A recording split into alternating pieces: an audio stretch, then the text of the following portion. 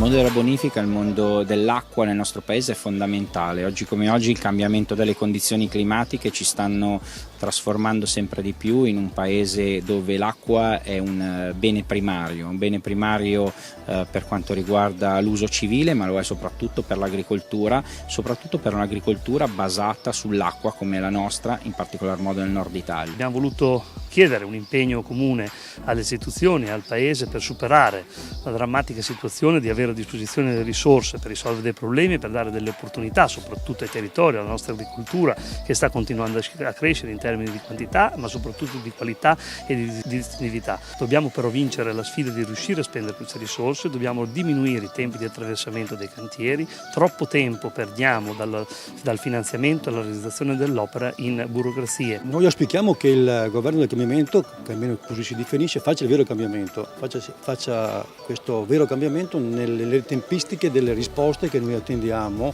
dalle infrastrutture nazionali, quindi dal Ministero delle politiche agricole italiane.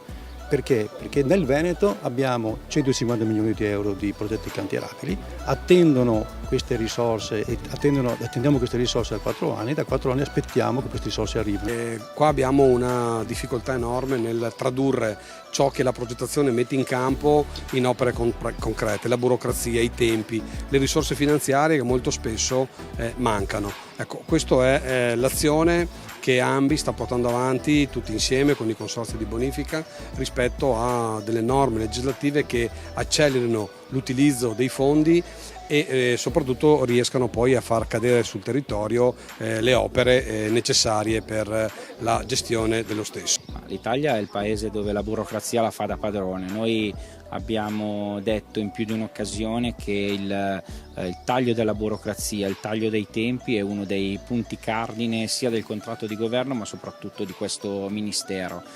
Di conseguenza in me avranno sempre un alleato, perché sarà lo step one del Ministero dell'Agricoltura e Turismo, il fatto di tagliare il più possibile la burocrazia, perché la burocrazia allunga i tempi ma soprattutto rischia veramente che i progetti poi non si realizzino proprio per i lunghi tempi burocratici.